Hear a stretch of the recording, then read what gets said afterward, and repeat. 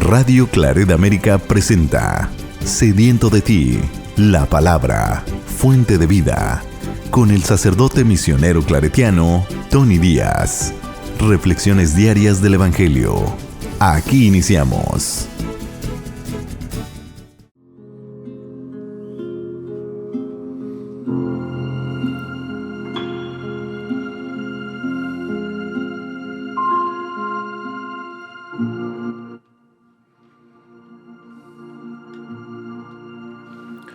Bienvenidos hermanos a nuestras reflexiones bíblicas de las lecturas del día. Hoy es viernes de la segunda semana de Cuaresma. La primera lectura de hoy viene del libro de Génesis, capítulo 37, versículos 3 al 4, 12 al 13 y 17 al 28. Jacob amaba a José más que a todos sus hijos, porque lo había engendrado en la ancianidad. A él le había hecho una túnica de amplias mangas. Sus hermanos, viendo que lo amaba más que a todos ellos, llegaron a odiarlo, al grado de negarle la palabra. Un día, en que los hermanos de José llevaron a Siquem los rebaños de su padre, Jacob le dijo a José: «Tus hermanos apacientan mis rebaños en Siquem, te voy a enviar allá». José fue entonces en busca de sus hermanos y los encontró en Dotán. Ellos lo vieron de lejos y antes de que se les acercara, conspiraron contra él para matarlo y se decían unos a otros: «Ahí viene ese soñador, démosle muerte, lo arrojaremos en un pozo y diremos que una fiera lo devoró. Vamos a ver de qué le sirven sus sueños».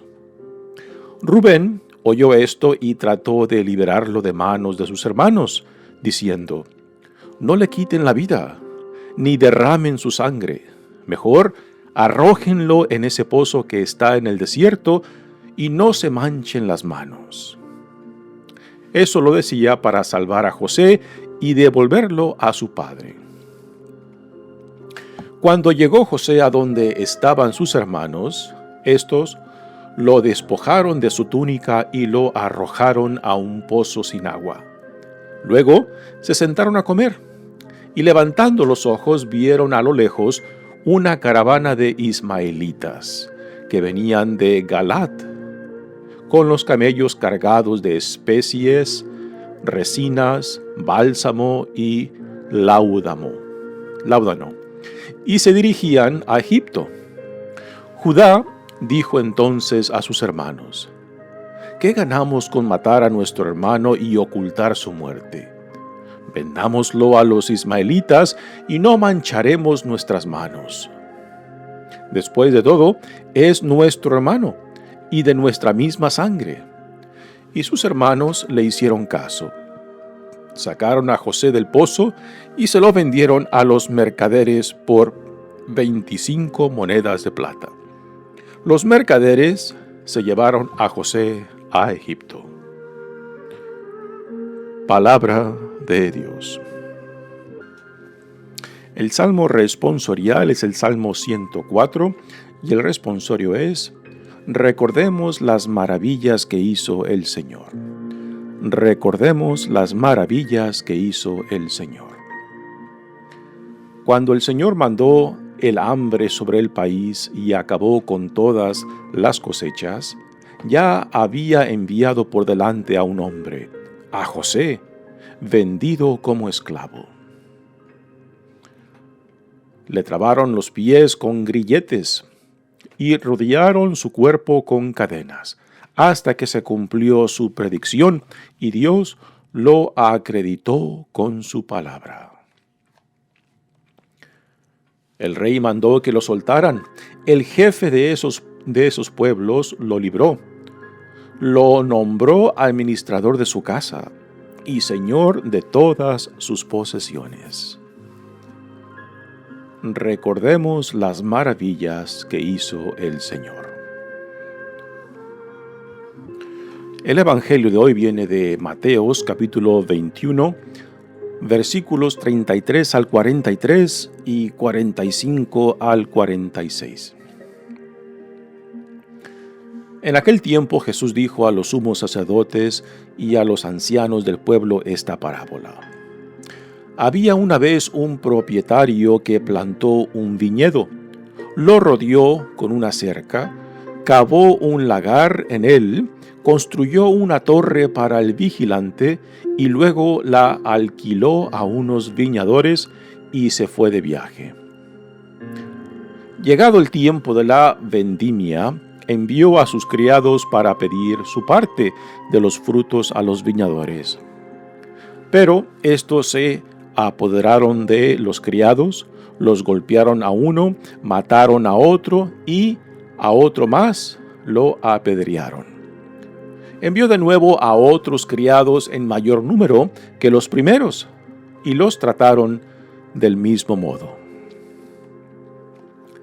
Por último, les mandó a su propio hijo pensando, a mi hijo lo respetarán. Pero cuando los viñadores lo vieron, se dijeron unos a otros, este es el heredero, vamos a matarlo y nos quedaremos con su herencia. Le echaron mano, lo sacaron del viñedo y lo mataron. Ahora díganme, cuando vuelva el dueño del viñedo, ¿qué hará con esos viñadores? Ellos le respondieron, dará muerte terrible a esos desalmados y arrendará el viñedo a otros viñadores, que le entreguen los frutos a su tiempo. Entonces Jesús les dijo, ¿no han leído nunca en la Escritura? La piedra que desecharon los constructores es ahora la piedra angular. Esto es obra del Señor y es un prodigio admirable. Por esta razón les digo que les será quitado a ustedes el reino de Dios y se le dará a un pueblo que produzca sus frutos. Al oír estas palabras, los sumos sacerdotes y los fariseos comprendieron que Jesús las decía por ellos y quisieron aprehenderlo, pero tuvieron miedo a la multitud, pues era tenido por un profeta. Palabra del Señor. Muy bien, demos comienzo a nuestra reflexión de las lecturas de hoy. Y en esta primera lectura que viene del libro de Génesis, pues nos da un tema, yo creo que para la mayoría de nosotros es un tema muy conocido. Y el tema es la dinámica familiar. Se dice que los pleitos entre familias son los más difíciles de reconciliar, puesto que como familia compartimos más historia y hay más sentimientos que son parte de la problemática y dinámica familiar, ¿no? Pues aquí en esta primera lectura tenemos la historia de José, uno de los hijos de Jacob, es el penúltimo, y nos dice la lectura que José era el privilegiado de Jacob porque lo engendró en su ancianidad. Pero los hermanos resentían y odiaban a José porque era el predilecto de su padre y también porque José tenía el don de interpretar sueños y que en uno de esos sueños que él interpretó les decía que sus hermanos se iban que le iban a rendir respeto y honor, y pues sus hermanos más lo odiaban porque siendo el hermano menor ellos pensaban cómo se atreve a hablar de esta manera que nosotros le vamos a rendir honor, ¿no? Pero este sueño de José ya más adelante pues se hará realidad cuando a José sus hermanos lo venden como esclavo y es llevado a Egipto, y es ahí en Egipto cuando después de una sequía extrema en Israel forza a la familia de Jacob, a los hijos que tenían que ir a Egipto para comprar trigo, para comprar alimento y llevarlo a su familia en Israel. Mientras tanto, en Egipto, José se había convertido en uno de los administradores más importantes del faraón porque le había interpretado un sueño que preparó a Egipto para esa sequía, almacenando trigo, preparándose para esa sequía que en ese sueño José había interpretado, ¿no? Y la gran sorpresa de que cuando los hijos de Jacob, hermanos de José, van a Egipto, se encuentran con José. Y ahí es donde se cumple ese sueño que José les había interpretado, donde sus hermanos le iban a rendir honores, ¿no?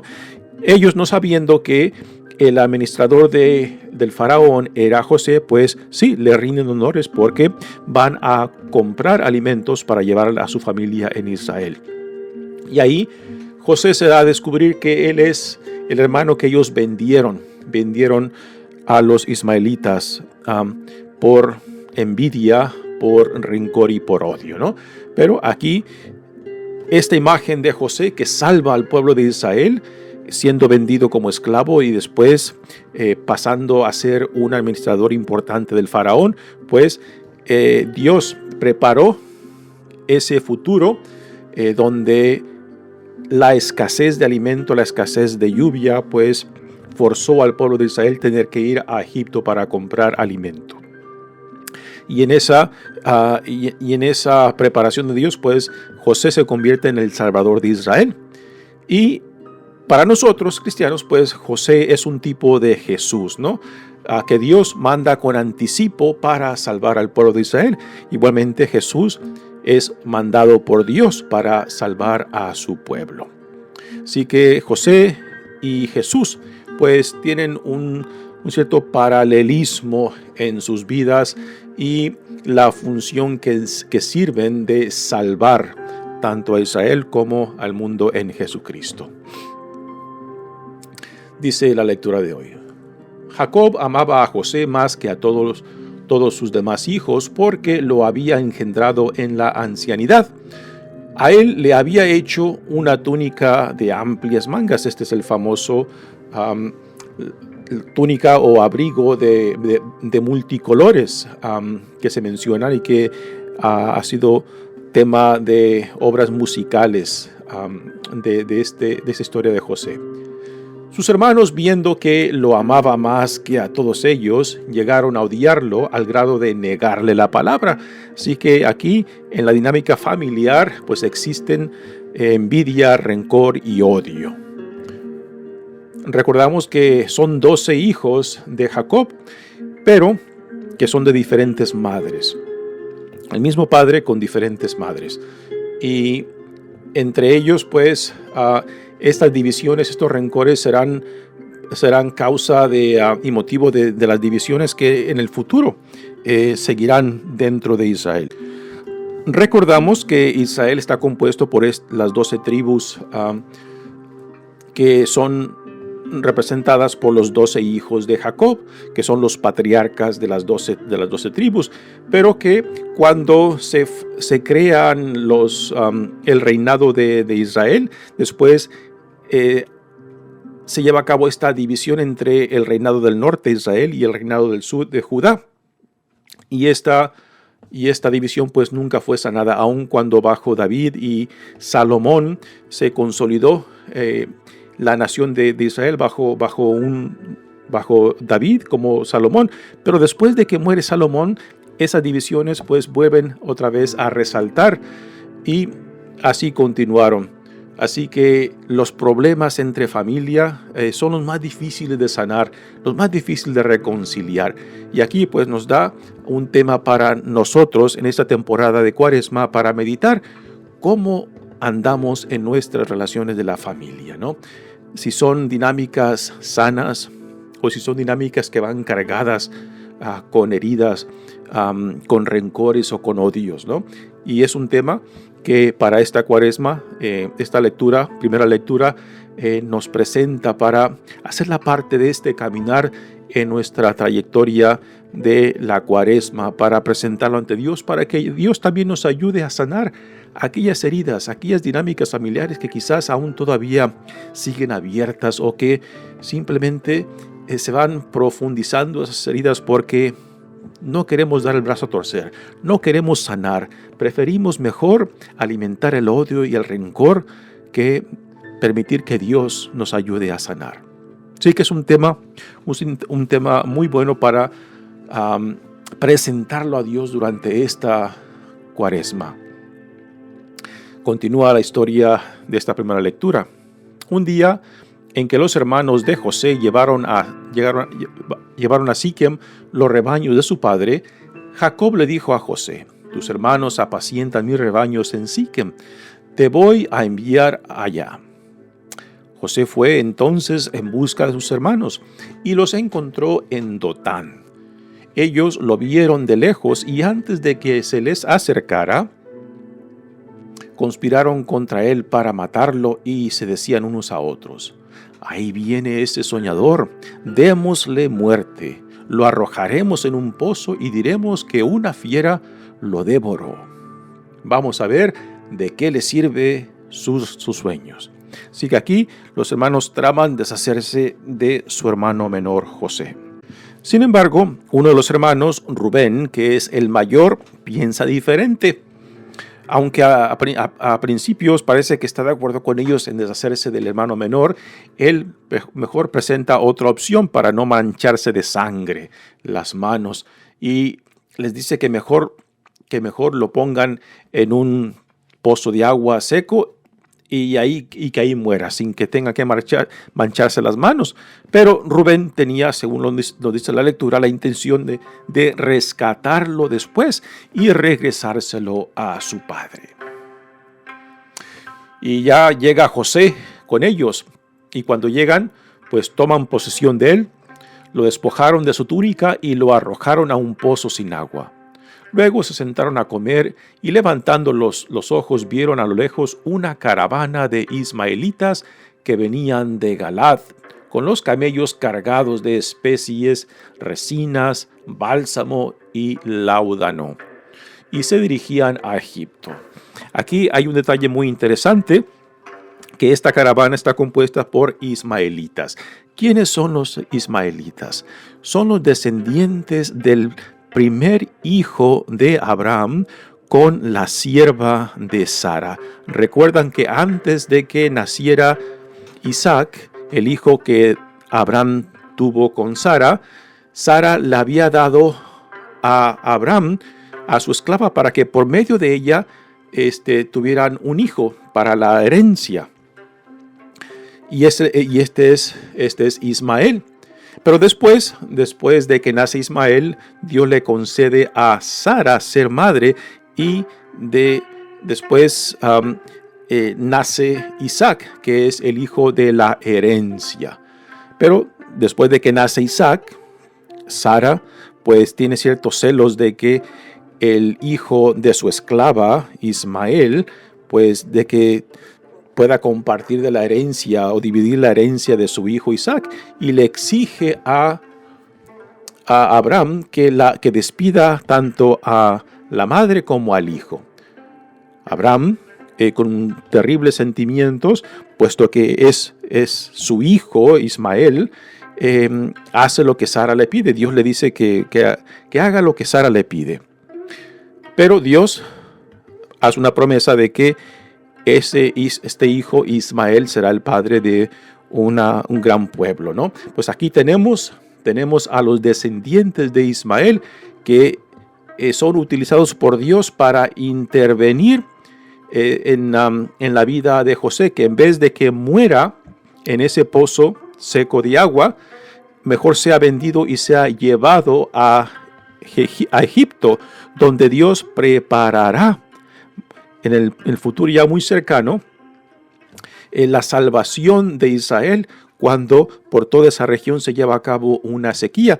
Y por el don de interpretar sueños de José, pues José pasa de ser un esclavo en Egipto a uno de los administradores de más confianza del faraón.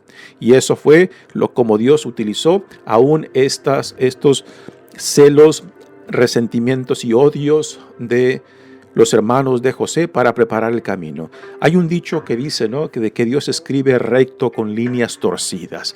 Aquí vemos un ejemplo clásico, ¿no?, de cómo de este odio y rencor de los hermanos de José, pues Dios prepara y aún hace de esto una oportunidad para llevar a José a Egipto y preparar la salvación en un futuro muy cercano, cuando se manifiesta en toda esta región una sequía prolongada y los hijos de Jacob tienen que ir a Egipto para comprar trigo, y es ahí donde otra vez se vuelve a reunir la familia, y a últimas José viene siendo el Salvador de Israel.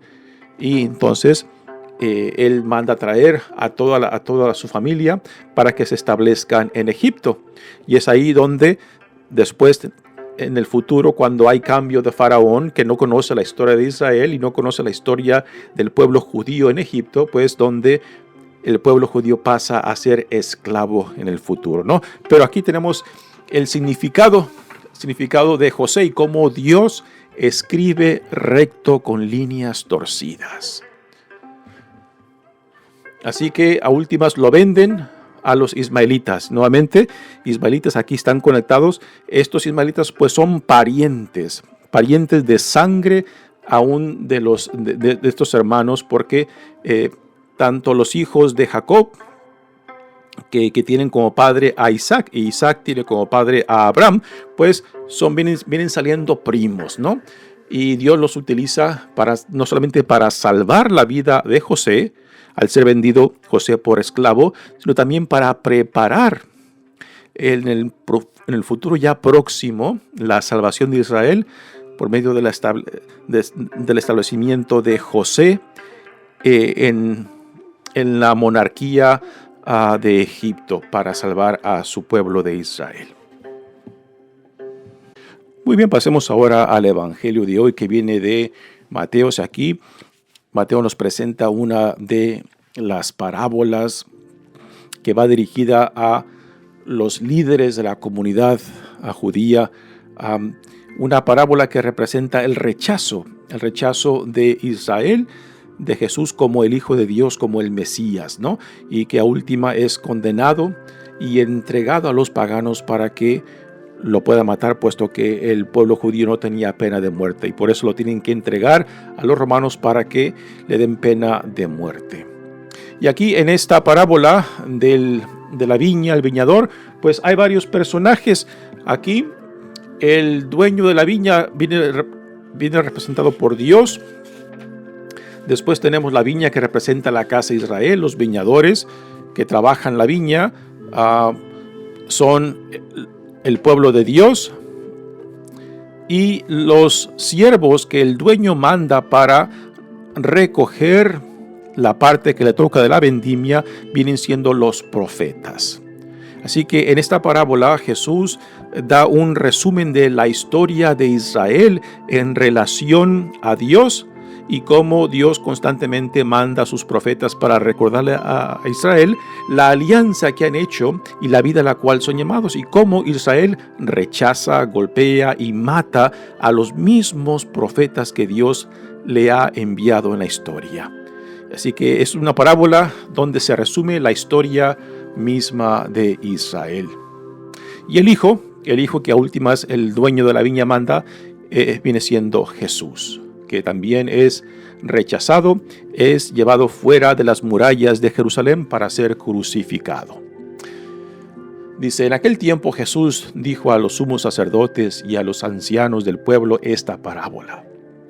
Había una vez un propietario que plantó un viñedo, lo rodeó con una cerca, cavó un lagar en él, construyó una torre para el vigilante y luego la alquiló a unos viñadores y se fue de viaje. Así que el propietario aquí es Dios. Llegado el tiempo de la vendimia, envió a sus criados para pedir su parte de los frutos a los viñadores. Los viñadores es el pueblo de Israel. Los criados enviados son los profetas. Pero estos se apoderaron de los criados, golpearon a uno, mataron a otro y a otro más lo apedrearon. Esta es la historia de los profetas. La mayoría de ellos fueron rechazados por Dios, por el pueblo de Israel, y muchos de ellos fueron asesinados. Envió de nuevo a otros criados en mayor número que los primeros y los trataron del mismo modo. Por último, ¿en qué estaría pensando el propietario que por último decide mandar a su hijo, ¿no? Aquí el mensaje es de que el propietario ama, quiere y desea lo mejor para su pueblo, ¿no? Y por eso no lo piensa dos veces en mandar a su hijo. Aquí lo que se manifiesta es el amor de Dios por su pueblo y que Dios hará lo imposible, aún mandar a su propio hijo para rescatar, para salvar a su pueblo aún de sí mismo, ¿no? Así que esta parábola también encierra el gran amor de Dios por su pueblo. Dice, por último les mandó a su propio hijo pensando, a mi hijo lo respetarán. Pero cuando los viñadores lo vieron, aquí los viñadores ya son representados por los líderes del pueblo de Israel, que vienen siendo los ancianos, los sacerdotes, los escribas, los fariseos, los del partido de Herodes, que son los que tienen un pie en el mundo de la comunidad judía y otro en el mundo político, ¿no? Y estos son los que representan el liderazgo, los que rechazan a Jesús y lo condenan y a últimas lo entregan al poder romano para que le den la pena de muerte. Se vamos a matarlo y nos quedaremos con su herencia. Le echaron mano, lo sacaron del viñedo y lo mataron. Este sacarlo del viñedo hace referencia de que lo sacaron de las murallas de Jerusalén, donde Jesús es crucificado, fuera de la ciudad de Jerusalén. Ahora díganme, Jesús pregunta a sus interlocutores, cuando vuelva el dueño del viñedo, ¿qué hará con estos viñadores? Y ahora sus interlocutores, que son los ancianos, los sacerdotes, los fariseos y escribas, dan esta respuesta. Y con esta respuesta que ellos dan, se autojuzgan. O sea, se juzgan a sí mismos porque lo que dicen lo están diciendo de ellos mismos, aunque aún todavía no se dan cuenta del sentido de las palabras de Jesús. Dicen ellos en respuesta, dará muerte terrible a esos desalmados y arrendará el viñedo a otros viñadores que le entreguen los frutos a su tiempo. Estas palabras de los interlocutores también deben de recaer sobre nosotros, que así como el Señor les quita el reino y se los da a otros, pues también, si nosotros nos entendemos como los nuevos arrendadores, a quien Dios nos ha confiado su viñedo, ¿no? Y que si no producimos los frutos del reino, pues también a nosotros se nos quitará este viñedo y se le dará a otros. Y esto es algo que a veces simplemente yo creo que no apreciamos, ¿no? Pensamos de que porque Dios en Jesucristo fundó esta iglesia, de que Dios ya está forzado, de que ya a Dios se le han atado las manos de quedarse con este pueblo que no produce los frutos del reino. Puesto que si no producimos los frutos del reino, pues también, así como Dios les quitó el reino a otros, pues también a nosotros se nos quitará. Y esto debe de ser algo que nos dé mucho a qué pensar, que nos cuestionen y nos digan, ¿cuáles son los frutos que estamos produciendo para el reino de Dios? ¿Qué testimonio damos de Dios ante el mundo? Si cuando otros nos ven algo digno, algo que les atrae o algo que los repela.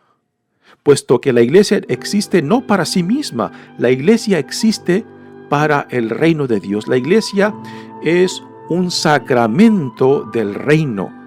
Y cuando nos enfocamos solamente en nosotros y perdemos de vista la misión por la cual la iglesia fue fundada, pues entonces quizás también hemos perdido el sentido de ser lo que somos, una iglesia, ¿no? Así que tenemos que tener claro cuál es la misión de la iglesia, ¿no? De ser instrumento, de ser luz, de ser sacramento del reino, para que otros también, al vernos a nosotros, digan, ¿qué hay en esta comunidad? ¿Qué hay en esta gente, no? Que manifiestan cierta visión de la vida, cierta visión de ser un pueblo santo, un pueblo de Dios, ¿no? Y que esto pueda atraer a otros y por lo menos despertar en ellos por lo menos la curiosidad de que deseen compartir lo que nosotros vivimos, ¿no? Por eso tenemos que hacer una pregunta, ¿no? ¿Qué es lo que nosotros proyectamos hacia afuera? ¿Qué es lo que manifestamos? ¿Qué es lo que otros ven en nosotros? Si ven algo atractivo o ven algo que los repela, algo que los aleja, algo que los dice, si eso es el cristianismo, yo no quiero nada que ver con eso, ¿no? ¿Qué es lo que proyectamos? ¿Qué es lo que manifestamos al mundo?